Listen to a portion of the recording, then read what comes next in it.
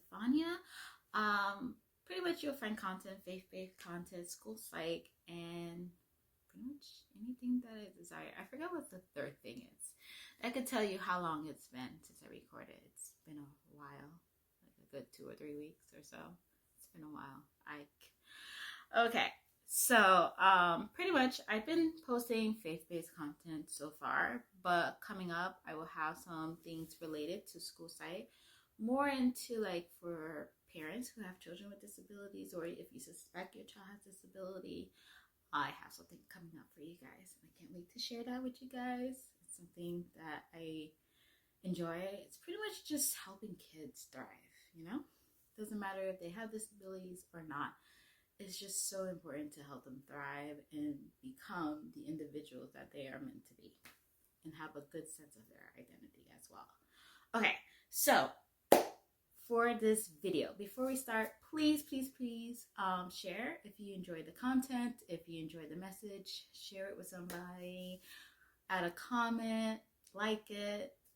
It's greatly appreciated that you do. All right, so pretty much in the past videos I have been going over Psalm 18. We already went over Psalm 18 verse 1 through 6. So now we are on Psalm 7, but I actually have notes from verse 7 to 17. Okay. All right. So verse 7. So I'm reading from the NIV version. So verse 7, the earth trembled and quaked, and the foundation of the mountain shook. They trembled because he was angry. Smoke rose from his nostril. Consuming fire came from his mouth. Burning coals blazed out of it. He parted the heavens and came down. Dark clouds were under his feet. He mounted the cherubim and flew. He soared on the wings of the wind. He made darkness his covering, his canopy around him. The dark rain clouds of the sky.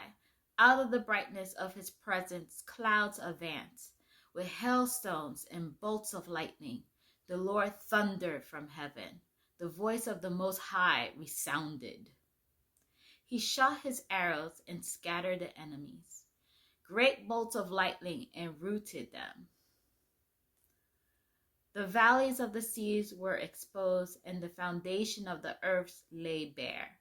At your rebuke, O Lord, at the blast of breath from your nostrils, he reached down from on high and took hold of me.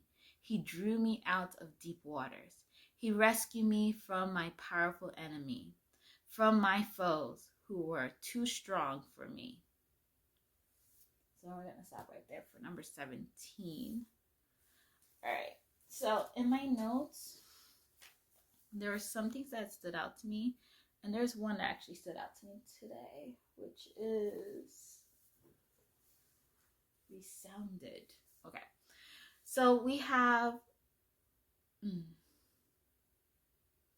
verse 11. We have the word darkness. So I wrote down this represent his anger and how he manipulated the elements are his reaction. So we notice like how there is darkness that surrounds, that's showing that he's very angry. We have the clouds of thunder and rumbling. So it just shows like he manipulated the nature to show how angry and how furious he is that someone is actually bothering his beloved, his child, someone that he loves dearly. Okay, and then we have the destruction, and then also it's just to depict the destruction that he will have upon the enemy, with the fierce lightning, the thunderous cloud, the hailstone that's going to be falling down and everything like that. I also wrote down fire to represent God's anger, hail for God's judgment, the hailstones, the thick clouds, which is the thickets as refuge, darkness, so that represent his anger and his way to seek vengeance for his people, his beloved. Okay. The next thing is for Psalm 7 and 17. This is the revelation that I got. So pretty much, the Lord was angry that the adversaries,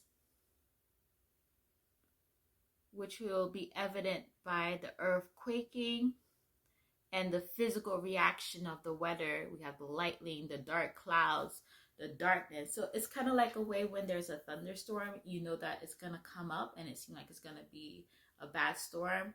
When the cloud starts to be really dark and gray and you see these big clouds and you can tell there might be filled with a lot of rain. So it's showing up, it's building up, like the anger is building up and he's going to unleash it. Okay? So he's going to unleash his anger upon the adversaries who were attacking his beloved, that he came out to defend his beloved.